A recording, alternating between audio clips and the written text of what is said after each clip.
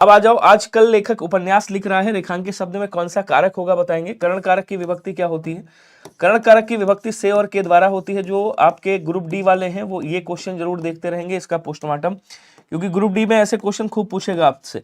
संप्रदान कारक की विभक्ति क्या होती है? बोलो सर के लिए होती है, और देने के अर्थ में क्रिया है तो को भी हो जाती। कर्म विभक्ति होती है को, और उसके बाद अपादान कारक की विभक्ति होती है से। यहाँ क्या कह रहा है, आजकल लेखक उपन्यास लिख रहा है। एक बात और हमेशा याद रखना, जो कर्म होता है ना मेरे भाई, अगर कर्म सजीव है, अगर कर्म क्या है, सजीव है, वाक्य शुद्धि में भी काम आएगा। अगर कर्म सजीव है तो उसके साथ को विभक्ति लगेगी, और अगर कर्म निर्जीव है, कर्म अगर सजीव नहीं है, निर्जीव है, तो विभक्ति नहीं लगेगी, विभक्ति रहित होगा, तो विभक्ति रहित होगा। ठीक है। अब यहां पूछा आजकल लेखक उपन्यास लिख रहा है, तो उपन्यास देखो क्या है, निर्जीव है, मतलब इसके साथ को विभक्ति नहीं लगी है। लेकिन इससे पूछो क्या लिख रहा है, तो बोले सर भैया ये उपन्यास लिख रहा है। उपन्यास क्या हो गया, कर्म हो गया। अब चूंकि ये कर्म है तो क्या बन जाएगा, बोल सर ये कर्म कारक बन जाएगा। आंसर आपका कौन सा बनेगा, आंसर आपका ऑप्शन नंबर सी वाला राइट बनेगा। बोलो क्या क्लियर है सभी को, एक बार बताएंगे। अगला क्वेश्चन क्या कह रहा है कि निम्न में से कौन सा शब्द पर्यायवाची नहीं है। कौन सा शब्द का पर्यायवाची नहीं है?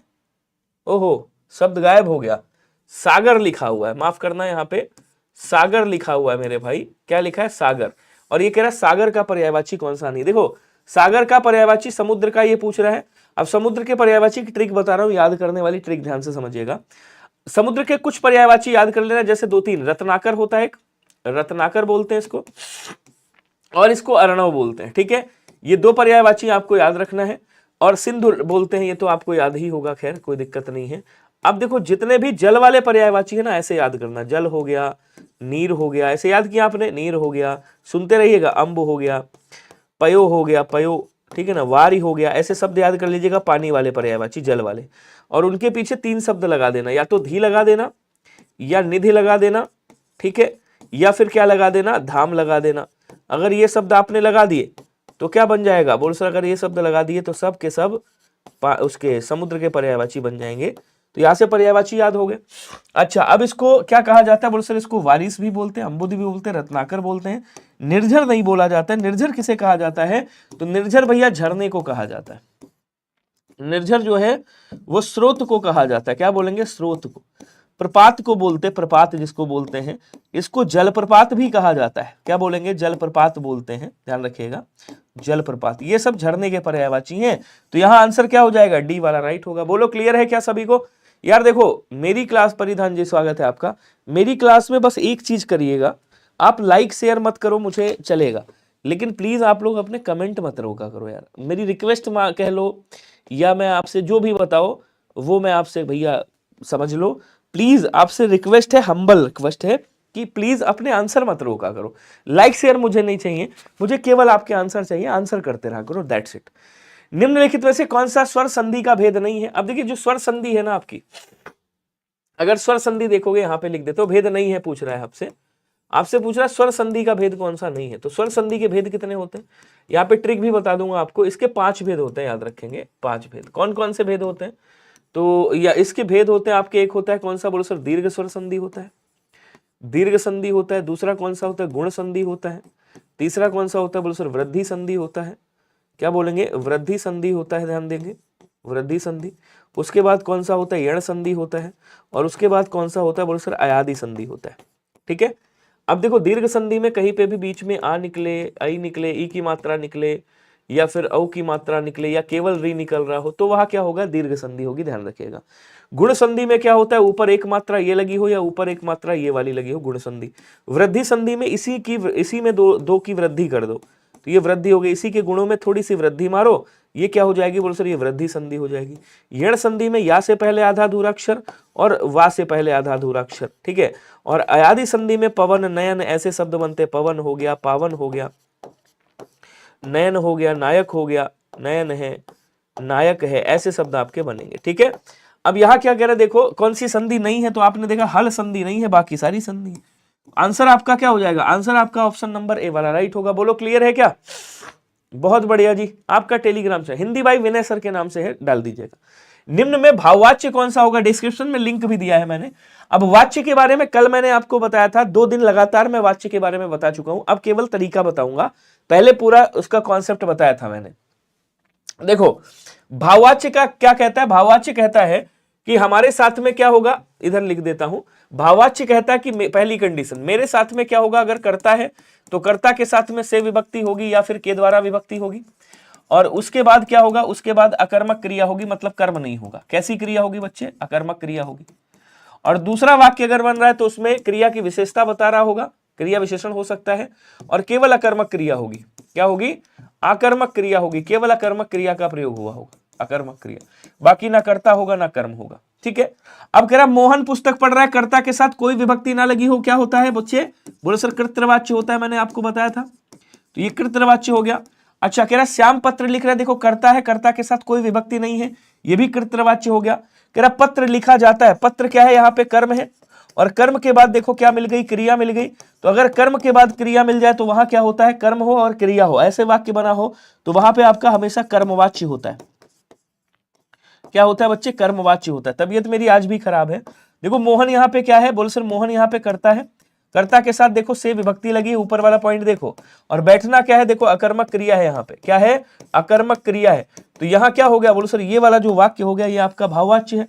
बोलो हाँ या ना, समझ में आया नहीं आया, एक बार कमेंट करके बताएंगे। क्या सभी को समझ में आया मेरे दोस्त। अगला कह रहा रविवार है वह घर पर ही रहेगा, रेखांकित शब्द को पहचानिए, सर्वनाम है, प्रत्यय है, निपात है, उपसर्ग है। अब देखिए यहाँ पे निपात जो होता है ना उसके 9 भेद होते हैं, मैं आपको बता चुका हूं। कितने भेद होते हैं निपात के, 9 भेद, अलग अलग तरीके के। ठीक है, निपात के 9 भेद होते हैं, याद रखिएगा, अलग अलग तरीके के। अब कुछ निपात ऐसे आ जाते हैं जैसे बलदायक, जैसे तक हो गया, भी हो गया, ठीक है ना, तो हो गया, तो हो गया, ही हो गया, ही हो गया, ऐसे शब्द आपको मिल जाएंगे। तो ये जो ही लिखा हुआ है ये क्या है, बोलो सर ये निपात अव्यय है, ये भी एक अव्यय होता है बच्चे, तो ये क्या हो जाएगा, निपात अव्यय हो जाएगा। सी आंसर राइट होगा। विकास यादव जी, रवि सिंह जी, रविशंकर भाई, रघुराज गुर्जर जी, सभी लोग बताएंगे क्या क्लियर हो रहा है। हाँ बाकी और भी है, तक है, भर है, तो है, ही है, थे है, बल्कि है। यार ये क्यों गायब हो गया यार, मेरे ये नहीं समझ में आ रहा है। तो ऐसे कई सारे क्वेश्चन में हुआ होगा। ओके, मतलब जहां जहां भी बताओ, इतने अच्छे से फाइल बनाई और थोड़ा सा फॉन्ट क्या चेंज किया मैंने, गायब हो गया। कोई बात नहीं, मैं लिख देता हूँ, लेकिन लिखने में समय बहुत लगेगा। हटाओ, ये गायब हो गया तो इसको जाने दो। ये बहुत अच्छा क्वेश्चन था लेकिन मैंने खुद रखा था, वो उसका कलर ही चेंज हो गया। पक्षी का पर्यायवाची क्या होगा, कोई बताएगा। देखो जल्दी जल्दी कमेंट करके बताओ सभी लोग। भूधर किसे कहा जाता है, बोलो सर भूधर पर्वत को कहते हैं, पहाड़ को कहा जाता है। ठीक है, गिरी को बोलेंगे, अद्रि को कहा जाता है, अद्रि को। धराधर बोलते हैं इसको, धराधर कहा जाता है। ठीक है ना, और क्या बोलेंगे, कहें सर इसको धरणीधर कहा जाता है, धरणीधर बोलेंगे, धरणीधर, धरणीधर कहा जाता है। इसको महीधर कहा जाता है, नग भी बोला जाता है इसको। ठीक है ना, ये सब क्या है, पर्वत के पर्यायवाची। मीन किसे कहा जाता है बच्चे, मीन मछली को बोलेंगे, मीन मत्स्य को बोला जाता है, मत्स्य को। ग्रुप डी में बहुत कम फॉर्म पड़े हैं, पता है आपको, तैयारी कर लेना अच्छे से। मछली, मत्स्य, और क्या बोलेंगे, कहेंगे सर मकर, मकर, और क्या बोलते हैं इसको, झस कहा जाता है, झस, झक भी बोला जाता है इसको। इसको सफरी भी कहा जाता है, सफरी। इसको अंडभव भी कहते हैं, क्या बोलेंगे, अंडभव। और इसको जल जीवन कहा जाता है, जल जीवन, जल जीवन भी बोला जाता है। ये सब किसके, मछली के पर्यायवाची हैं, मीन के पर्यायवाची। ठीक है, वृंद का, पक्षी का पहले बता देता हूं, पक्षी का क्या होता है, बोलो सर पक्षी को पंछी कहा जाता है, इसको खग कहा जाता है, विहग कहा जाता है, विहंग बोलते हैं इसको, ध्यान रखिएगा, विहंग कहा जाता है, इसको द्विज कहा जाता है, अंडज बोल देंगे, क्या बोलेंगे, अंडज कहते हैं, इसको खेचर कहा जाता है, इसको शकुंत कहा जाता है, शकुंत याद रखिएगा, इसको शकुनी कहा जाता है, क्या बोलेंगे, कहेंगे सर शकुनी कहा जाता है, शकुनी याद रखिएगा। ये सब किसके हो गए, बोले सर ये सब पंछी के पर्यायवाची हो गए। इसको चटिका भी कहते हैं, चिड़िया को, इसको चिड़िया भी बोला जाता है, ध्यान रखिएगा, चिड़िया। ठीक है, ये सब विहग के पर्यायवाची हैं। आंसर आपका ऑप्शन नंबर डी हो जाएगा। वृंद का मतलब समूह हो गया, गढ़ हो गया, ये सब वृंद के पर्यायवाची होते हैं। ड्राइवर के लिए कितना, ड्राइवर के लिए भी कम है, ड्राइवर के लिए तो बहुत कम है, मतलब ग्रुप डी में सबसे कम फॉर्म पड़ा है। अगला कह रहा दक्षिण शब्द का विलोम क्या होगा, और जबकि सबसे बेस्ट नौकरी वही है, ना कोई टेंशन ना कोई झंझट। थोड़ा सा ये है कि पोस्ट थोड़ा सा निम्न स्तर की है, लेकिन मैं बता दूं भौकाल उसका भी बहुत तगड़ा है। ठीक है, हाँ वो 10 की दहाड़ सब एग्जाम के लिए। अब कह रहा है कि उस टाइम जीडी चल रहा था तो मैंने स्टार्ट किया था, वो है सबके लिए। दक्षिण शब्द का विलोम क्या होगा बताइएगा इसमें से। तो विलोम की बात कर रहा है, मैंने आपको ऐसे करके कुछ याद होगा आपको बना के दिया था कि ये पूर्व है, ये पश्चिम है, ये उत्तर है, ये दक्षिण है, बताया था नहीं बताया था। उसके बाद मैंने कहा था पूर्व को प्राची कहा जाता है, ठीक है, और इसको क्या बोलेंगे गैंगस्टर, इसको प्रतीची कहा जाता है, प्रतीची बोलेंगे पश्चिम को। उत्तर को उदीची कहा जाता है, याद है नहीं याद है, उतीची कहेंगे। और इसको क्या, इसको अवाची कहा जाता है, दिख रहा है नहीं दिख रहा है, अवाची बोलते हैं। या फिर इसको समीची भी कह दिया जाता है, समीची बोल देंगे। अच्छा, उसके बाद मैंने आपको बताया था कि उत्तर और पूर्व के बीच की दिशा को ईशान कहा जाता है, ईशान बोलेंगे। और पश्चिम और दक्षिण के बीच की दिशा को नैऋत्य कहा जाता है, बताया था नहीं बताया था, शायद आपको याद ना हो लेकिन मैंने ये बताया हुआ है। उसके बाद क्या बोलेंगे, उत्तर और पश्चिम के बीच की दिशा को वायव्य कहा जाता है, वायव्य बोलेंगे। उसके बाद पूर्व और दक्षिण के बीच की दिशा को क्या बोलते हैं, आग्नेय बोला जाता है, ऐसे लिख लीजिएगा आग्नेय। अब देखो यहाँ क्या कह रहा है, अब इसका पोस्टमार्टम करने में और मजा आएगा। तो अच्छा इसको वाम भी बोला जाता है, याद रखेंगे, उत्तर को वाम भी बोलते हैं। तो वाम का क्या हो जाएगा, देखो उत्तर का क्या हो जाएगा, वाम हो सकता है या नहीं हो सकता, आप कहोगे सर हो सकता है, इसका मतलब आंसर ए वाला राइट हो गया, बोलो हाँ या ना। अब कह रहा है दाया का क्या हो जाएगा, तो दाया का आप बाया कर दोगे, बाया, दाया का क्या करोगे भाई, बाया कर दोगे, बाया हो जाएगा। अच्छा उसके बाद क्या कह रहा है, उसके बाद कह रहा है पश्चिम का क्या होगा, तो पश्चिम का पूर्व भी हो सकता है, और अगर ऑप्शन में पूर्व नहीं है तो आप बेझिझक प्राची भी लगा सकते हो। पूरब का क्या हो जाएगा, तो पूरब का भैया पश्चिम कर सकते हो, पश्चिम, और पूरब का क्या कर सकते हो आप, प्रतीची भी कर सकते हो। समझ गए नहीं समझे, तो ऐसे होता है पोस्टमार्टम। ऑप्शन नंबर ए वाला राइट हो जाएगा। बोलो क्लियर है क्या सर, मैथ्स इंग्लिश में प्रॉब्लम है थोड़ा, देखिए थोड़ा प्रैक्टिस कीजिए क्योंकि उसकी कट ऑफ हाई रहती है। यहाँ पे कह रहा है नी उपसर्ग लगा हुआ है, ये मिट गया है, मैंने लिख दिया। नी उपसर्ग का प्रयोग किस शब्द में हुआ है आपको बताना है। देखो सॉरी, इसको तोड़ोगे क्या निकलता है, नी धन आशा निकलता है, नी प्लस आशा। अगर मान लो हिंदी का निकालना है तो ऐसे निकलेगा, निर प्लस आशा निकलेगा। दोनों में से कोई एक दिया होगा, दोनों में से कोई एक दिया होगा, ध्यान रखिएगा, ठीक है। अच्छा इसको तोड़ेंगे क्या हो जाएगा, निहिकाम, मतलब निस प्लस काम, या तो निहिकाम कर दो या निष्काम कर दो, जो दिया हो कर दीजिएगा, निस प्लस काशन। अच्छा उसके बाद कह रहा है निष्फल, तो नी प्लस फल हो जाएगा, निष्फल हो जाएगा। अब कह रहा है बच्चा कौन सा, निगम, तो नी प्लस गम हो जाएगा। ऑप्शन नंबर डी वाला राइट होगा। क्या सभी का बच्चे डी आया था, एक बार कमेंट करके बताओ, जल्दी जल्दी कमेंट करेंगे सर, पैसेज भी इंक्लूड करिएगा। महेंद्रा जी यार मैं पक्का कल से करता हूँ, पैसेज याद नहीं रह जाता ना, मतलब क्वेश्चन की संख्या थोड़ा सा बढ़ा देता हूँ। मैं सोचता हूँ पैसेज तो इजी आएगा, पैसेज तो आप लोग कर ही लोगे, इस वजह से मैंने पैसेज नहीं रखा। लेकिन अब अगर आप कह रहे हो मैं कल से पैसेज भी रखूंगा, ठीक है। निम्न में से योगरूढ़ शब्द कौन सा है बताइएगा, योगरूढ़ की बात कर रहा है, बहुत ध्यान से समझिएगा, बहुत ट्रिक वाला मामला है यहाँ पे, ठीक है।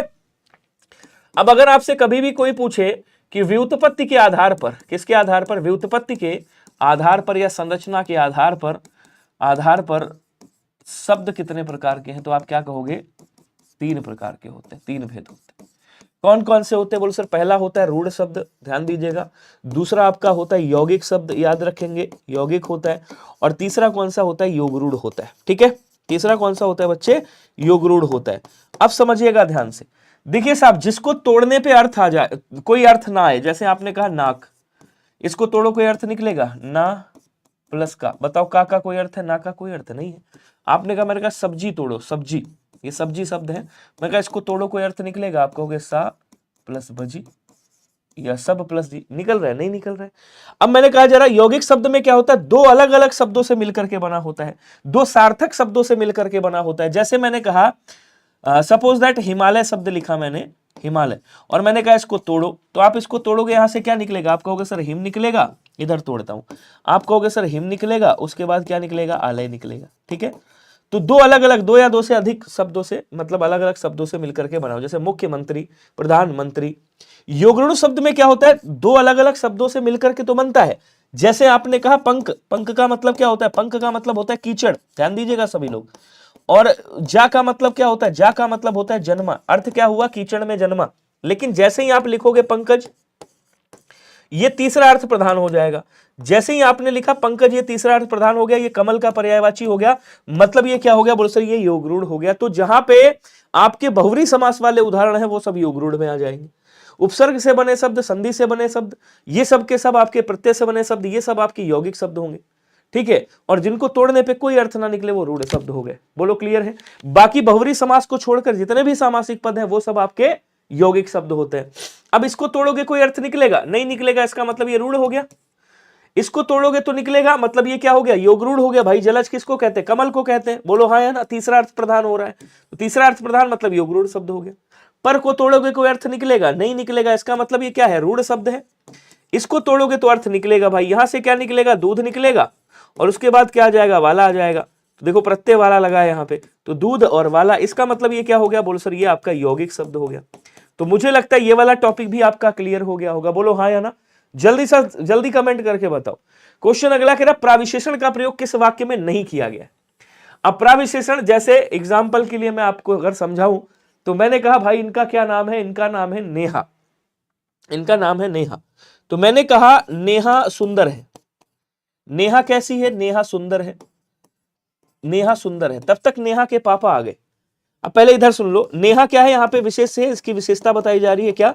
कि ये सुंदर है। सुंदर क्या हो गया? बोलो सर विशेषण हो गया। तब तक नेहा के पापा आ गए। नेहा के पापा ने कहा नहीं विनय भैया, नेहा हमारी बहुत सुंदर है। तो ये क्या हो गया? पापा ने इनके सुंदर की भी विशेषता बता दी। अब ये बहुत क्या हो गया? बोलो सर बहुत, ये प्राविशेषण हो गया। जो विशेषण की विशेषता बताता है उसको क्या कहते हैं बच्चे? उसको प्राविशेषण कहते हैं। बोलो क्लियर हुआ क्या सभी को? एक बार कमेंट करके बताओ। तो यहां क्या कह रहा है? सुंदर नाचा, वे बहुत सुंदर। देखो वैसे तो वे बहुत सुंदर रजाई लाए, तो रजाई की विशेषता हो गई सुंदर, सुंदर की विशेषता है बहुत। आम मीठा है, मीठे की विशेषता बता रहा है बहुत मीठा है, ठीक है। अब कह रहा है वह बहुत काला है, तो वह देखो वह क्या है? वह काला है, और कह रहा है बहुत काला है, तो यहां बहुत क्या हो गया? प्राविशेषण हो गया। लेकिन ये जो वाक्य है इसमें प्राविशेषण का प्रयोग नहीं किया गया। आप कहोगे कैसे नहीं किया गया? सर बहुत तो लिखा हुआ है। आप क्या कहोगे भाई? एक बार सेशन शेयर करेगा। सर पेड बैच का टाइमिंग क्या होगा?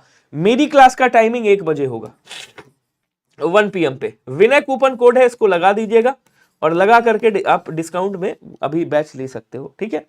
अब मैंने क्या कहा यहाँ पे? नाचना क्या है? तो कहेंगे सर नाचना क्रिया है। देखो समझाता हूं, समझिएगा ध्यान से।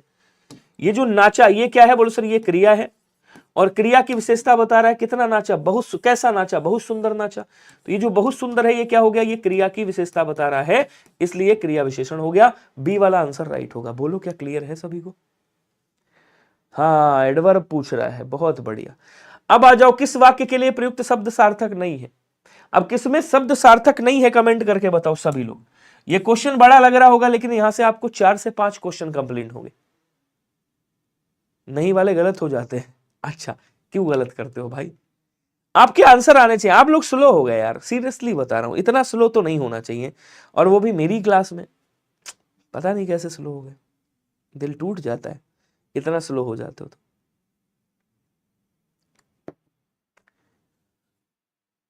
ये देखो, शाबाश। थोड़ा सा स्पीड में आंसर दिया करो। अब देखो कह रहा बुरे मार्ग पर चलने वाला कुमार्गी कहलाता है। छुटकारा दिलाने वाला या रक्षा करने वाला त्राता कहलाता है। इसके बाद जिसे करना कठिन हो दुष्कर। आकाश वृत्ति का मतलब क्या होता है? ऐसी जीविका जिसका कोई ठीक ठिकाना ना हो। ऐसी आजीविका जिसका कोई ठीक ठिकाना ना हो। ठीक ठिकाना ना हो, उसे क्या कहते हैं? उसे कहते हैं आकाश वृत्ति। और आकाश में घूमने वाले को नभचर कहा जाता है। नभचर या खेचर भी बोल सकते हो आप। क्या बोलोगे? खेचर भी बोल सकते हो, ठीक है। तो आंसर आपका सी वाला राइट होगा। ठीक है ना। निम्नलिखित में से नाम धातु क्रिया।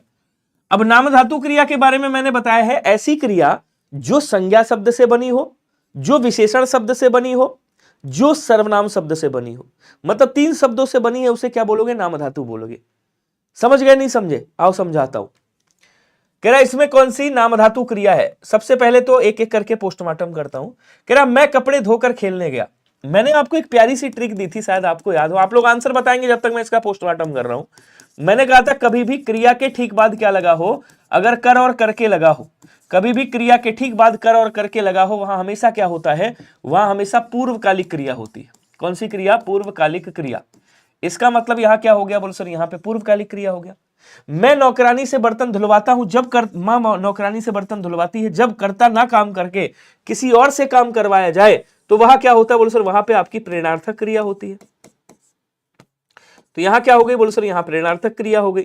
ठीक है, अब कह रहा उसने मेरी सारी संपत्ति हथिया ली। देखो हाथ क्या है आपका? संज्ञा है, और हथिया ली, यहां पे याली शब्द लगा हुआ है, इयाली, सॉरी इयाली लगा दिया है, इयाली लगाया है प्रत्यय। तो ये क्या हो गया? बोलो सर ये हथिया ली। तो ये हाथ से बनी हुई संज्ञा है। हाथ क्या है? संज्ञा है। इसका मतलब क्या हो गया? हाथ से बनी हुई क्रिया है। इसका मतलब क्या हो गया? बोलो सर इसको नामधातु क्रिया कहा जाएगा। उसके बाद क्या कह रहा है देखेंगे, निम्न में, अच्छा यहां सामान्य क्रिया है, मोर नाच रहा है, ये सामान्य क्रिया में आएगा। ये कैसी है? बोलो सर ये सामान्य क्रिया है। बोलो क्लियर हो रहा है नहीं हो रहा है? या केवल टिक्का मारी खेलना चाहते हो? मतलब कुछ लोग बच्चे ऐसे भी होते हैं जो केवल क्वेश्चन का आंसर ऐसे पसंद करते हैं, बाकी कोई टीचर एक्सप्लेन, मैंने देखा है कई सारे टीचर एक्सप्लेन करे ना करे, कोई मतलब बताए ना बताए, लेकिन नहीं, केवल आंसर मार दिया, उसका अर्थ भी नहीं बताएगा कि कहां से क्या अर्थ होगा, कि ये माधुर्य बना कैसे है या ये प्रादेशिक कैसे बना, कोई मतलब नहीं। आपसे पूछा अशुद्ध कौन सा है? ये अशुद्ध है। हो सकता है इसको शुद्ध करके बता दे, वरना वो भी नहीं बताएगा कि भैया प्रामाणिक होता है, बात खत्म। चलो आगे बढ़ते हैं। लेकिन कैसे प्रामाणिक होता है ये भी तो जान लो। ये प्रामाणिक ऐसे होता है कि भैया प्रमाण था यहां पे, और उसके बाद एक प्रत्यय लगाया गया। जब एक प्रत्यय लगता है तो इसकी मात्रा यहां चढ़ती है, और यहां अगर लघु आ है तो यहां दीर्घ आ बन जाता है, मतलब ऐसे हो जाएगा, तब ये बनेगा प्रामाणिक। समझ में आया नहीं आया? प्रादेशिक कैसे बनता है? बोलो सर यहाँ पे प्रदेश है और उसके बाद एक प्रत्यय लगा हुआ है, फिर वही सीन है, एक यहाँ पे आ जाएगा, यहाँ प्रा आ जाएगा, इसका मतलब ये प्रादेशिक बन जाएगा। बोलो सर सही है। मधुर था, मधुर क्या था? बोलो सर यहाँ पे मधुर था, मधुर, और यहाँ पे या प्रत्यय लगा है, तब ये माधुर्य बना है। समझ गए नहीं समझे? और यहाँ क्या था? वी प्लस आप्त, इसको तोड़ोगे क्या आएगा? बोलो सर वी प्लस आप्त निकलेगा, तब ये व्याप्त बनता है। तो ये भी सही है, ये भी सही है, गलत ये वाला है, यहां पे गलती है। क्लियर हुआ क्या? सभी बताएंगे?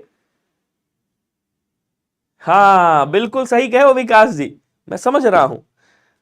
चलो जी, अब मैम के लिए तो मैं कुछ नहीं बोलूंगा, क्योंकि मैम तो हमारे यहाँ भी दो मैम पढ़ाती हैं, वरना एक बड़ा अच्छा मन में अंतरा आया था, कहिए तो मैं आपको सुनाऊं, कि कहना नहीं चाहिए वैसे, मैं सब मैम को नहीं कह रहा हूं, अगर मेरी कोई क्लास सुन रहा है कोई भी मैम तो उनके लिए माफी चाहता हूं, कि 10 ग्राम फाउंडेशन लगा के 10 ग्राम फाउंडेशन लगा के श्रृंगार रस दर्शाती हैं। ये विकास जी ने जिनका नाम लिया था उनके लिए था, कि 10 ग्राम फाउंडेशन लगा के श्रृंगार रस दर्शाती हैं, और आजकल की मैम कहां किसी को पढ़ाती हैं। आ जाओ क्वेश्चन की ओर चलते हैं। किस व्यंजन के उच्चारण में जीवा और तालु, क्या कह रहा है? जीवा और तालु, जीवा तालु से नहीं टकराती। अच्छा, जज्बात बदल दिए, हालात बदल दिए, सब कुछ बदल दिया यहां पे। कह रहा है ऐसा कौन सा है इसमें जिसमें जीवा तालु से नहीं टकराती है? मेरे भाई कमेंट करके बताओ। जा है, सा है, चा है। देखो बोलो जा, तो जैसे ही बोलोगे जा, पहली बात तो ये जानो, चा छा जा झा, चा छा जा और झा, ठीक है, चा छा जा झा या, और उसके बाद ये वाला सा, ये कहां से बोले जाते हैं? तो आप कहोगे सर ये सब तालव्य वाले। कौन से हैं? ये सब तालव्य व्यंजन है, और जो तालव्य व्यंजन होते हैं, तालु वाले व्यंजन, वो जीवा और तालु दोनों से भाई बोले जाते हैं। लेकिन ये जो है आपका घा, ये कौन सा है? बोलो सर ये कंठ व्यंजन है। सर ये कैसे याद करें? कंठ कौन सा है, वो कौन सा है? मैंने कहा ऐसे याद करना, KTM 2 याद रखना, KTM 2, के फॉर क्या हो जाएगा? के फॉर, और उसके के फॉर कंठ, टी फॉर तालव्य, एम फॉर मूर्धन्य, डी फॉर दंत, ओ फॉर ओष्ठ, और उसके बाद कचट तप याद रखना, का वर्ग, चा वर्ग, टा वर्ग, ता वर्ग और पा वर्ग, ऐसे याद कर देना, काम हो जाएगा। बोलो क्लियर है क्या? 21 तोपों की सलामी, 2100 तोपों की सलामी, क्या बात है। चाम का तत्सम बताओ क्या होगा भैया? चर्म होगा, चमड़ा होगा, चरम होगा। थोड़ा स्पीड बढ़ाएं हम लोग भी, क्योंकि स्लो चल रहा है। देखो साहब, चाम का तत्सम क्या होता है? बोलो सर चर्म होता है। चमड़ा का तत्सम भी चर्म होता है, याद रखिएगा। चरम अलग है, चार्म अलग है। आंसर आपका ऑप्शन नंबर ए राइट होगा।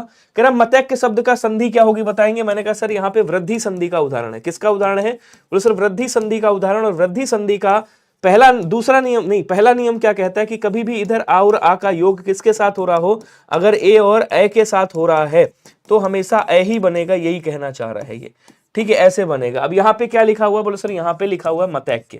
क्या लिखा है बच्चे, मतैक्य लिखा हुआ है। इसको जब तोड़ोगे यहाँ क्या आएगा, मत आएगा, हलंत निकालेंगे और यहां से आपका ए आ जाएगा। उसके बाद जो बचा उसको ऐसे लिख देना। ये कब बना होगा, बोलो सर ये आ और आ का योग रहा होगा, किसके साथ, ए और ए का एक के साथ रहा होगा, तभी ऐसा बना होगा। इसको ले जाओ इसके साथ एक शब्द बनाओ, इसको ले जाओ इसके साथ एक शब्द बनाओ।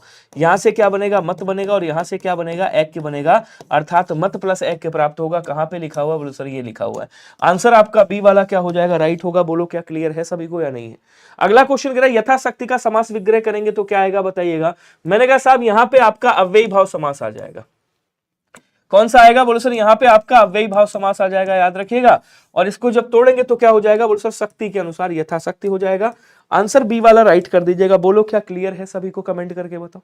अगला कह रहा निम्नलिखित में से कौन सा शुद्ध शब्द है बताइएगा।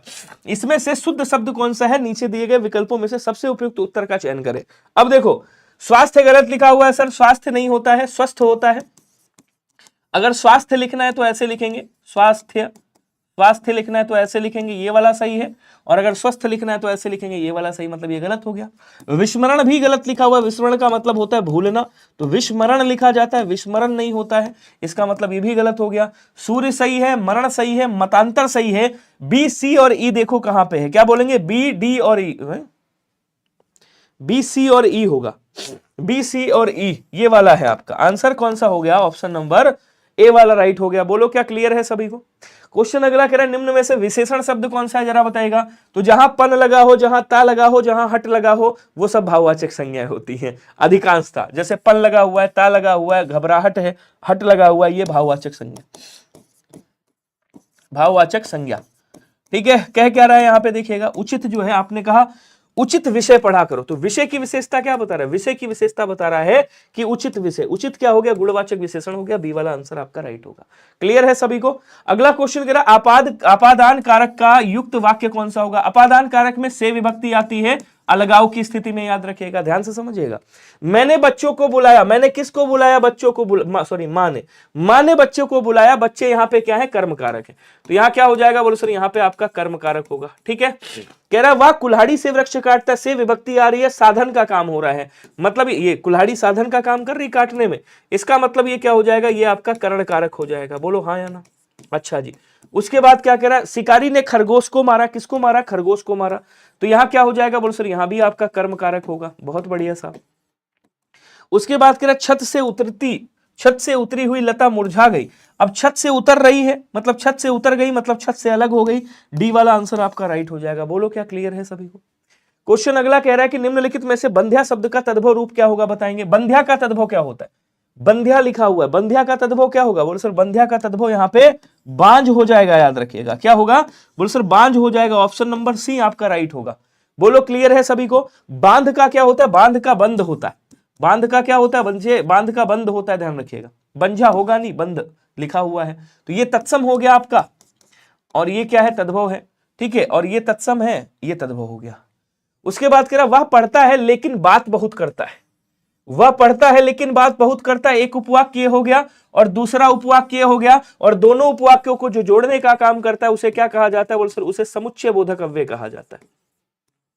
क्या बोलेंगे, समुच्चय बोधक अव्यय कहा जाता है।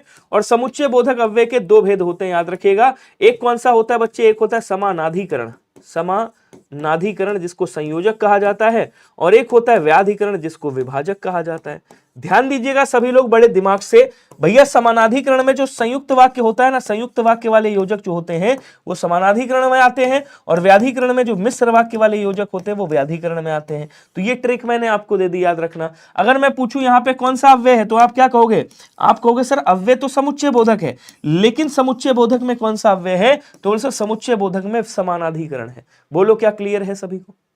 अगला क्वेश्चन क्या कह रहा है देखेंगे। निम्नलिखित में से मिश्र वाक्य का उदाहरण कौन सा है बताइएगा। और मिश्र वाक्य की ट्रिक मैं आपको इधर लिख देता हूं, हालांकि डेली बताता हूं। कि क्योंकि बीच में होगा ऐसे, या फिर ऐसे शब्द आएंगे, जो करोगे सो भरोगे, जैसा वैसा, जो सो, जब तब, यद्यपि तथापि, यदि तो, ऐसे शब्द आपको मिलेंगे। ठीक है, ऐसे शब्द आपको देखने को मिलेंगे। आकाश भागता रहा, देखो बीच में कोई भी और, किंतु, परंतु, तथा ऐसे शब्द नहीं है। इसका मतलब ये क्या हो गया, बोल सर इसका मतलब ये सरल वाक्य हो गया। इसका मतलब क्या है बच्चे, इसका मतलब ये सरल वाक्य है, ध्यान रखिएगा। ठीक है, उसके बाद क्या कह रहा है, बीमार होने के कारण रमेश आज खेलने नहीं गया। तो बीमार होने के कारण रमेश आज खेलने नहीं आया, और किंतु परंतु ऐसा कोई भी शब्द बीच में नहीं है। इसका मतलब क्या हो गया, इसका मतलब आपका ये भी सरल वाक्य है। कह रहा महेश खेलता है और रमेश पढ़ता है, ये कौन सा है, बोले सर इसको हम संयुक्त वाक्य में रखेंगे क्योंकि दो अलग अलग वाक्यों को मिलाने का काम कर रहा है। फिर बचा कौन सा, यह वही भारत है जिसे कभी सोने की चिड़िया कहा जाता था। आंसर आपका कौन सा हो जाएगा, ऑप्शन नंबर डी होगा। बोलो क्या सभी को क्लियर हुआ या नहीं हुआ, जल्दी से बताओ। थोड़ा सा स्पीड बढ़ा दो ना, अपनी आंसर में स्पीड बढ़ा दो। निम्नलिखित में से किस शब्द की वर्तनी सही है, जरा कमेंट करेंगे।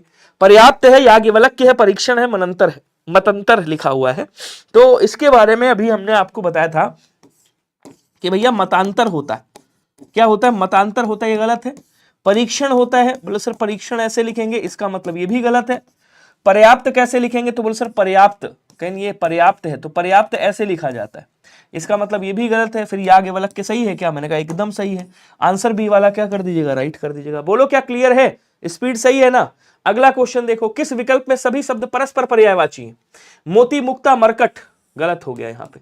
मरकट वैसे लिखा जाता है, ऐसे वाला अगर मरकट है तो ये बंदर का पर्यायवाची होता है। किसका होता है बच्चे, ये बंदर का पर्यायवाची होता है। ये मोती का पर्यायवाची। वृक्ष, द्रुम और विटप, ये सब किसके हैं, वृक्ष के पर्यायवाची, पेड़ के पर्यायवाची। वसंत, रत्नाकर, मधुकर, देखो वसंत अलग हो गया, रत्नाकर अलग हो गया, मधुकर अलग है। रत्नाकर किसका है, समुद्र का पर्यायवाची है, ठीक है। मधुकर किसका है, भौरे का पर्यायवाची। और उसके बाद हंस, मराल तो ठीक है, और उसके बाद सारंग अलग हो गया। हालांकि हंस को भी तो सारंग कहते हैं। किस विकल्प में सभी शब्द परस्पर पर्यायवाची नहीं है। देखो यहाँ पे एक चीज समझिएगा, सारंग हंस को भी कहा जाता है, तो इस आधार पे डी वाला भी आंसर आपका सही है और बी वाला भी सही, लेकिन प्रायोरिटी बी को दीजिएगा, ठीक है। अगला क्वेश्चन देखो क्या कह रहा है, निम्न में से सर्वनाम शब्द कौन सा, सारंग हंस का भी होता है, ध्यान रखिएगा। निम्न में से सर्वनाम कौन सा है, नींद है, रोग है, सफाई है, सब संज्ञा है, ये कौन सा हो गया, बोलो सर ये आपका हो जाएगा सर्वनाम। आपका कौन क्या है, प्रश्नवाचक सर्वनाम। आसान है। प्रसाद और प्रासाद दो शब्द दिए हुए, क्या दिया हुआ है भैया, प्रसाद दिया हुआ है और प्रासाद दिया हुआ है। तो प्रसाद का मतलब क्या होता है, कहें तुम्हारा प्रसाद मतलब भगवान का प्रसाद मिला, मतलब भगवान की कृपा मिली। और प्रासाद का मतलब होता है महल, प्रासाद का मतलब होता है महल या भवन। देखो है कहीं पे, है। आंसर आपका कौन सा हो जाएगा, डी वाला राइट होगा।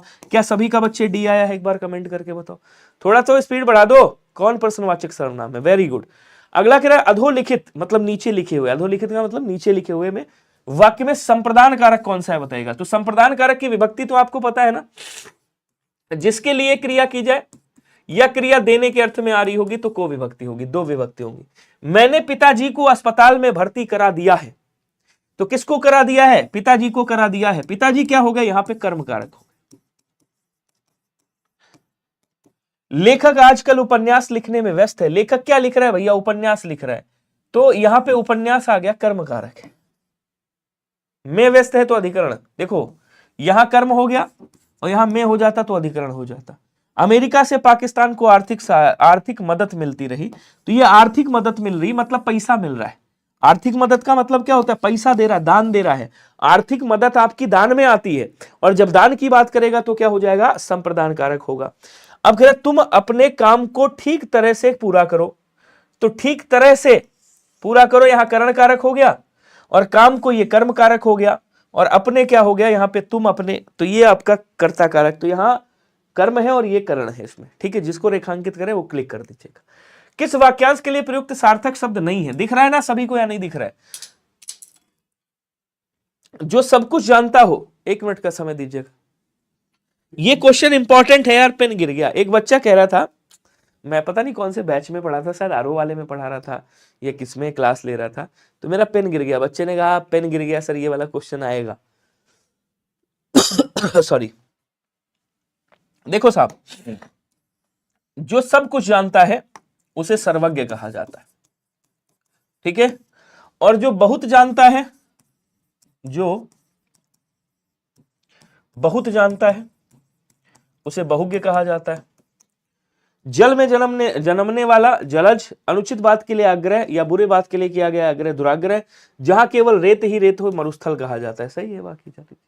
अगला क्वेश्चन देखो, अफसोस मैं नहीं आ सका, तो यहां जो अफसोस शब्द है ना, किस प्रकार का अव्यय बताएंगे, संबंध बोधक है, शोक बोधक है, आश्चर्य बोधक है, या हर्ष सूचक है। हर्ष सूचक कब होता, आप कहते वाह मजा आ गया, क्या बात है भाई साहब, आपने कहा वाह दिल खुश कर दिया, तो अगर आप कहते वाह दिल खुश हो गया तो मतलब आपको हर्ष हुआ है किसी बात का, तो ये क्या हो जाता, बोले सर तब ये हर्षवाचक हो जाता है। ठीक है।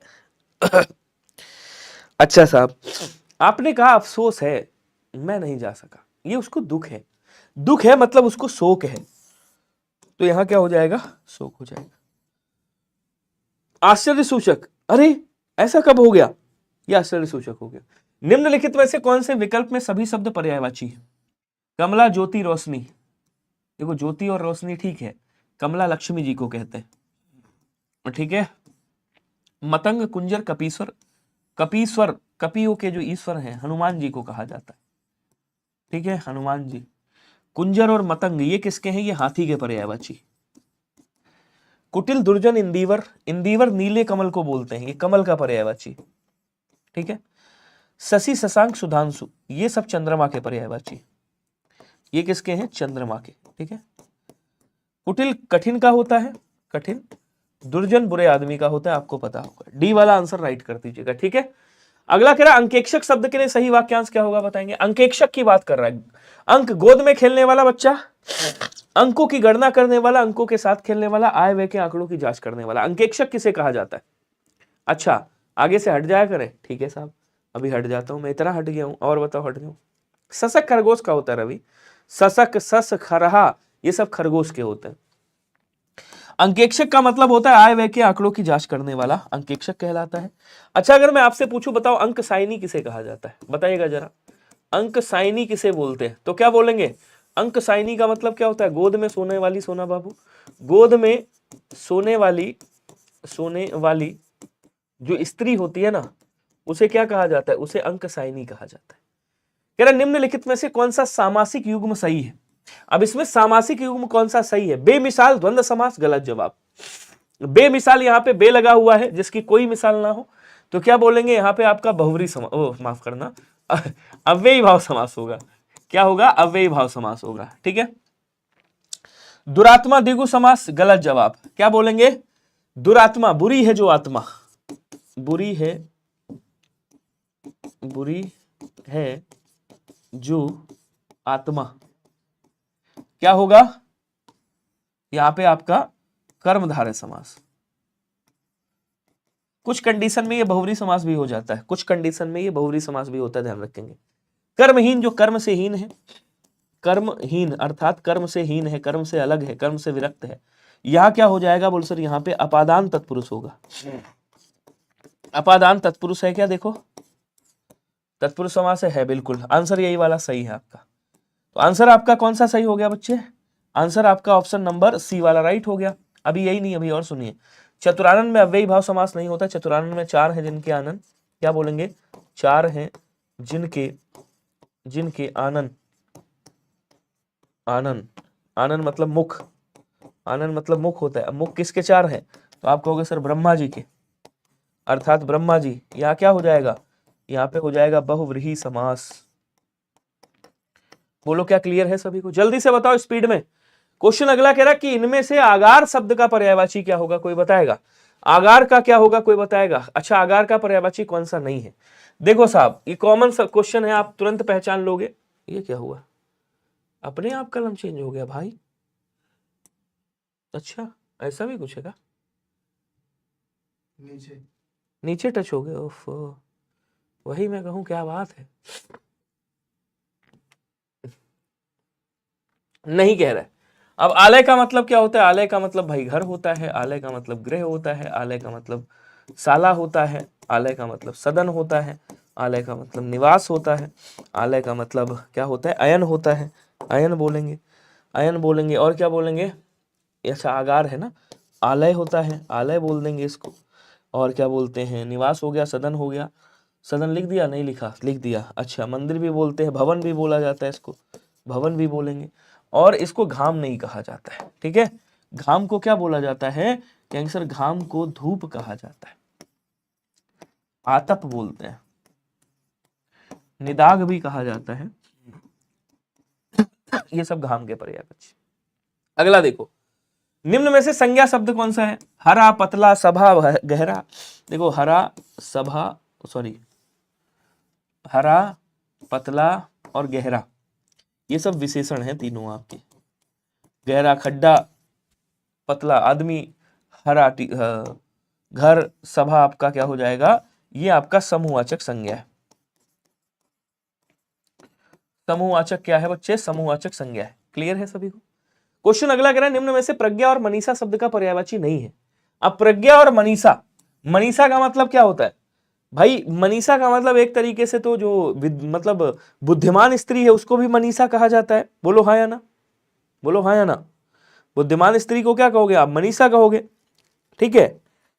अब कह रहा है इसमें से पर्यायवाची नहीं है, तो मनीषा होता या मनीषी होता, प्रज्ञा होता या क्या बोलेंगे। देखो प्रज्ञा मनीषा विवेक के भी पर्यायवाची हैं, मेधा के भी पर्यायवाची, मति के भी पर्यायवाची हैं, बुद्धि के भी पर्यायवाची, ठीक है, अक्ल के भी पर्यायवाची, अक्ल, लेकिन विधाता के पर्यायवाची नहीं है। विधाता देखो साहब कहा जाता है ब्रह्मा जी को, जिनको चतुर्मुख कहा जाता है, जिनको चतुर्भुज अभी लिख के आए हो, वो सॉरी चतुरानन, चतुर्भुज तो विष्णु जी को कहते हैं। इनको सृष्टा भी कहा जाता है, इनको विरंच बोलते हैं, विरंच बोलेंगे, ठीक है ना, विरंच। इनको हिरण्यगर्भ कहा जाता है, हिरण्यगर्भ बोलते हैं। इनको प्रजापति कहा जाता है, प्रजापति। ये सब इन्हीं के नाम है। डी वाला आंसर राइट कर दीजिएगा। बोलो क्लियर है। कमलासन भी इन्हीं को कहते हैं। निम्नलिखित में से समानार्थी जोड़ी को स्पष्ट करना है। अब मैंने 3 घंटे की क्लास लगाई है, टॉपिक वाइज मैराथन लेकर के आ रहा हूं एकदम बढ़िया से। कवर कर लीजिएगा सैटरडे को, ठीक है। यूपीएसआई के लिए कब चलती है हिंदी की क्लास, ये भी कर सकते हो, पढ़ लो। पार्वती महेश्वरी व्यावहारिक अव्यावहारिक समानार्थी जोड़ी कौन सी है। शेर शेरनी अपोजिट है, लड़का लड़के, लड़के तो बहुवचन हो गया। अब कह रहा व्यावहारिक और अव्यावहारिक एक दूसरे के विलोम है। ये क्या है, विलोम है। ये भी क्या है, विलोम, एक तरीके से समझ लो। अब लड़का लड़के बहुवचन एक वचन हो गया, बचा कौन सा, पार्वती और महेश्वरी। ये पार्वती जी का पर्यायवाची। अब पार्वती जी को शैलजा भी कहते हैं, ध्यान रखिएगा। इनको उमा भी कहा जाता है, इनको शैलपुत्री भी बोलते हैं, शैलपुत्री, ठीक है। इनको क्या बोलेंगे, इनको रुद्रप्रिया भी कहते हैं, रुद्रप्रिया। इनको अपर्णा भी कहा जाता है, याद रखिएगा, अपर्णा भी बोलते हैं किसको, पार्वती जी को। बोलो क्या क्लियर है सभी को, एक बार कमेंट करके बताओ। तो आंसर आपका ऑप्शन नंबर ए यहां पे राइट हो गया। अगला क्वेश्चन क्या कह रहा है देखिएगा, सभी लोग आंसर करेंगे। कह रहा है साच को आंच नहीं। अब साच को आंच नहीं मुहावरे का अर्थ क्या होगा, लोकोक्ति का अर्थ क्या होगा। सच्चे व्यक्ति को हर कोई झुठला सकता है, सच्चे व्यक्ति को हर कोई झुठला सकता है, गलत हो गया, ठीक है। उसके बाद क्या कह रहा है, सच्चे व्यक्ति से सभी व्यक्ति प्रसन्न होते हैं, सच्चे को डरने की आवश्यकता नहीं है, सच्चे व्यक्ति को डरने की आवश्यकता है। तो सच्चे को डरने की आवश्यकता नहीं होती है, इसका मतलब सच को कभी आंच नहीं होता है। ऑप्शन नंबर सी क्या हो जाएगा आपका, राइट हो जाएगा। बोलो क्या क्लियर है सभी। अगला क्वेश्चन कह रहा है किस विकल्प में विलोम युग्म सही नहीं है, बताइएगा। समास का व्यास होता है, वरदान का अभिशाप, रूक्ष का स्निग्ध, सधवा का निर्धवा। देखो समास का क्या होता है, व्यास होता है, सही है। वरदान का अभिशाप होता है, ये भी सही है। रूक्ष का स्निग्ध, रूक्ष मतलब रूखा, स्निग्ध मतलब चिकना। लेकिन सधवा जिसका पति मर गया हो, सॉरी सधवा जिसका पति जीवित हो, और विधवा का मतलब होता है जिसका पति मर गया हो। तो सधवा का विधवा होगा, निर्धवा नहीं होगा, ध्यान रखेंगे। Answer is D, right answer. बोलो क्या क्लियर हुआ सभी को। अगला क्या कह रहा देखेंगे, ई है, चा है, छा है, जा है, या है। मैंने आपको क्या बताया, शायद आपको याद हो, मैंने अभी KTM 2 बताया था आपको, KTM 2, KTM बाइक है 2, मांगना आज KTM 2 का। और उसके बाद कचट तप बताया था, कचट तप, कचट तप। ये वर्ग हो गया आपके, ये क्या है, ये वर्ग है, ठीक है। अब आपसे पूछ रहा है ई और उसके बाद चा छा। तो चा वर्ग किस में आ रहा है, तालव्य में आ रहा है। तो तालव्य कहां है, बोलो सर ये रहा। आंसर आपका क्या हो गया, सी इज राइट आंसर। क्लियर। अगला कह रहा है निम्नलिखित शब्दों में अर्ध तत्सम कौन सा है। अर्ध तत्सम के बारे में बताया ना मैंने, जो संस्कृत से होते हुए जो प्राकृत भाषा में रुक जाते हैं उन्हें अर्ध तत्सम कहा जाता है। आपको बताना है इसमें से अर्ध तत्सम कौन सा होगा। सभी लोग स्पीड में कमेंट करो और बताओ अर्ध तत्सम कौन होगा। जल्दी जल्दी आंसर करेंगे, जल्दी से स्पीड में बता दो। देखो साहब, रात्रि का तद्भव क्या होता है, रात होता है, ठीक है। बच्चा का तत्सम क्या होता है, वत्स होता है। और अर्ध तत्सम इसका बछड़ा होता है। कान का तत्सम क्या होता है, कर्ण होता है। बचा कौन सा, देव था, देव तत्सम था। दई जो है ये अर्ध तत्सम माना जाता है, अर्ध तत्सम होता है, ध्यान रखेंगे। तो बी वाला आंसर क्या होगा, राइट हो जाएगा। जैसे कृष्ण का कान्हा होता है, किसन कह दिया तो वो अर्ध तत्सम है। क्वेश्चन करा प्रातः सूर्य उदित हुआ और पक्षी चहचहाने लगे, इसमें कौन सा वाक्य होगा? देखो एक उपवाक्य है और दूसरा उपवाक्य है, बीच में और आ गया, संयुक्त वाक्य दिया है क्या? दिया है। आंसर कौन सा होगा? संयुक्त वाक्य होगा नहीं होगा? बताओ हाँ या ना। आंसर है, आसानी से कर सकते हो। अगला क्वेश्चन देखो, प्रद्युम्न शब्द कैसे लिखा जाएगा? प्रद्युम्न कौन थे जानते हो? जो आपके कामदेव जी है ना, उन्हीं को प्रद्युम्न कहा जाता। कहते हैं वही कृष्ण जी के लड़के हुए हैं आकर के द्वापर में, तब उनको शरीर मतलब शरीर मिला था, इनको भस्म कर दिया था शिव जी ने।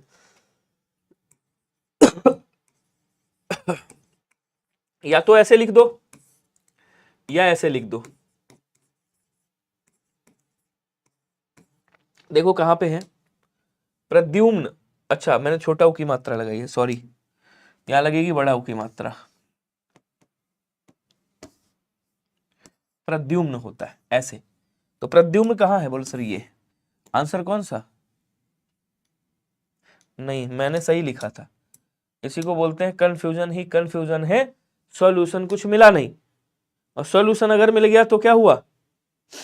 हाँ ए वाला राइट होगा यार, ए वाला राइट होगा। इसको मैं डेली लिखता हूँ, जब कामदेव का पर्यायवाची लिखता हूँ तो इसको डेली लिखता हूँ, मतलब जब कभी पर्यायवाची लिखता हूँ, और ऐसी कंफ्यूजन होती क्लास वहां पे। अगला कह रहा अंगद का पैर होना, मुहावरे का अर्थ क्या होगा बताएंगे? अंगद का पैर होना एकदम अडिग है, प्रतिज्ञा जिसमें कभी ना डिगे, मजबूत और सुदृढ़ टांगों वाला, टांग जहां लिखा काट देना, आंसर नहीं होगा। स्थिर कदम जो कभी विचलित ना होते हो, राम का परम भक्त, ये भी नहीं होगा। बचा 50-50 आपके सामने। क्या बचा? बोल सर अब मामला बचा 50-50, तो आंसर क्या होगा भाई? अंगद के पैर की बात कर रहा है कि एकदम अंगद के पैर के समान डटे हुए, डट जाओ एकदम। तो जो अटल हो, जो अडिग हो, जो डिगे नहीं अपनी जगह से, इसका मतलब प्रतिज्ञा जिससे कभी ना डिगे। आंसर आपका क्या हो जाएगा? ए वाला राइट होगा। अगला कह रहा है इनमें से वह शब्द बताइए जिसका वचन अथवा लिंग किसी भी परिस्थिति में नहीं बदलता है। स्पीड में कमेंट करो सभी लोग। हाँ चलो आ जाओ। कह रहा है कि इनमें से वह शब्द बताइए जिसका वचन अथवा लिंग किसी भी परिस्थिति में नहीं बदलता है। साहब आलसी का क्या हो जाएगा?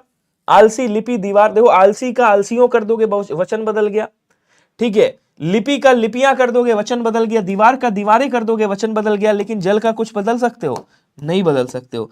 तो यहां क्या हो जाएगा? बोल सर यहां पे आपका ऑप्शन नंबर ए वाला राइट हो गया। इसमें बदल सकते हो, दीवार का कर दिया दीवारें, दीवारें बता दिया, दीवारें, दीवारें, ठीक है। लिपि का आपने लिपियां कर दिया, देखो चेंज हो गया। आलसी का आलसियों कर दिया, चेंज हो गया। जल का जलो करोगे क्या? नहीं कर सकते साहब। अगला कह रहा निम्नलिखित में से भाववाच्य का उदाहरण नहीं है। देखो भाववाच्य का उदाहरण फिर वही आ गया। अब कौन सा नहीं है ये पूछ रहा है। अब एक बार फिर से कंडीशन लिख देता हूं मैं भाववाच्य की, ध्यान से समझ लीजिएगा। पहली कंडीशन कर्ता होगा, कर्ता के साथ या तो से विभक्ति या के द्वारा विभक्ति, ठीक है, ऊपर लिख देता हूं ऐसे। और उसके बाद क्या होगा? अकर्मक क्रिया होगी। अकर्मक क्रिया, आकर्मक क्रिया सदैव एक वचन अन्य पुरुष में होगी। और उसके बाद आपका दूसरी कंडीशन में कर्ता वर्ता नहीं होगा, केवल अकर्मक क्रिया होगी, या क्रिया की विशेषता बता रहा होगा, तो अलग बात है। अब देखो ऐसा कंडीशन है कहीं पे, कह रहा मुझसे चला नहीं जाता, भाववाच्य है, अकर्मक क्रिया है। मुझसे बैठा नहीं जाता, अकर्मक क्रिया है, भाववाच्य हो गया। राम से टहला नहीं जाता, अकर्मक क्रिया, देखो कर्ता के साथ से विभक्ति लगी है, भाववाच्य है। इसको पढ़ो जरा। कह रहा आम क्या है? कर्म है, कर्म के बाद क्रिया है। अगर कर्म के बाद क्रिया हो, मतलब कर्म और केवल क्रिया हो, कर्म और क्रिया, तो वहां कर्मवाच्य होता है। क्या होता है बच्चे? कर्मवाच्य होता है। बोलो क्लियर हुआ क्या सभी को? जल्दी से बताओ, स्पीड थोड़ी सी बढ़ा दो। अगला कह रहा कि परमात्मा की कृपा सर्वत्र व्याप्त है, इस वाक्य में किस प्रकार का क्रिया विशेषण है? तो आपने कहा सर व्याप्त है, ये क्या है? क्रिया है। और इससे पूछो भैया कहां व्याप्त है, तो कह रहा सर्वत्र, मतलब सभी जगह पर। ये क्या बता रहा है? स्थान बता रहा है क्रिया के होने का। इसका मतलब जब क्रिया के होने का स्थान बताए तो कौन से क्रिया विशेषण होता है साहब? स्थानवाचक क्रिया विशेषण होता है। आंसर आपका क्या हो जाएगा?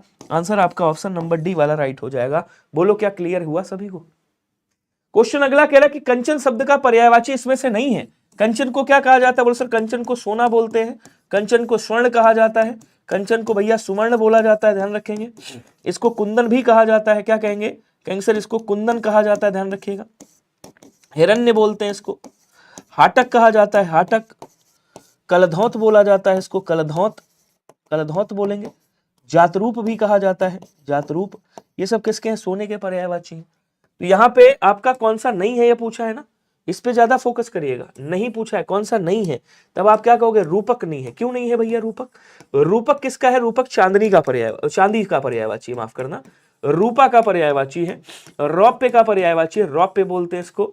तो चांदी हो गया, रूपा हो गया, रौप्य हो गया। चांदी को चंद्रहास भी कहा जाता है, तो इसको चंद्रहास भी बोल देंगे। चांदी को भैया रजत भी बोला जाता है, तो इसको रजत बोल देंगे। तो ये सब किसके? चांदी के पर्यायवाची हो गए। क्वेश्चन अगला कह रहा कामदेव शब्द, लो जी कामदेव भी आ गए आज। तो कामदेव का पर्यायवाची इसमें से कौन सा है जरा बताइएगा। तो कामदेव को क्या कहा जाता है? बोले सर इनको मनोज कहा जाता है, इनके अंग नहीं है इसलिए इनको अनंग कहते हैं। इनको कंदर्प भी कहा जाता है, इनको अतनु भी कहा जाता है। कुसुमाकर बोलेंगे, कुसुमाकर वसंत को भी कहते हैं। पुष्पासो कहा जाता है, ध्यान रखेंगे, पुष्पासो बोल देंगे इनको, ठीक है ना। कुसुम सर कहा जाता है, कुसुम सर बोलेंगे। पुष्प धनवा कहा जाता है, क्या कहेंगे? पुष्प धनवा, पुष्प धनवा बोलेंगे। इनको मार भी बोला जाता है। रति के पति हैं, रति पति कहा जाता है। इनको प्रद्युम्न भी बोलते हैं। मनमथ भी कहते हैं इनको, क्या बोलेंगे? मनमथ कहेंगे। तो मनमथ, मनोज, अनंग सब कहेंगे, मरीच नहीं कहेंगे। अब सर ये वाला मरीच किसका होता है? तो आप क्या कहोगे? मरीच होता है किरण का। मरीचि होता है, ये वाला मरीच किरण का होता है, अंश होता है। मरीचि दो होते हैं, एक मरीचि सूर्य का भी होता है। अंश बोल देंगे, रश्मि बोलेंगे, क्या कहेंगे? रश्मि कहा जाता है, मयूख कहा जाता है, ध्यान रखेंगे, मयूख बोलते हैं। दीप्ति भी कहा जाता है, आभा बोलेंगे, कर भी कहते हैं, कर, प्रभा भी कहते हैं। ये सब किसके हो गए? ये सब हो गए आपके कामदेव साहब के। ठीक है जी।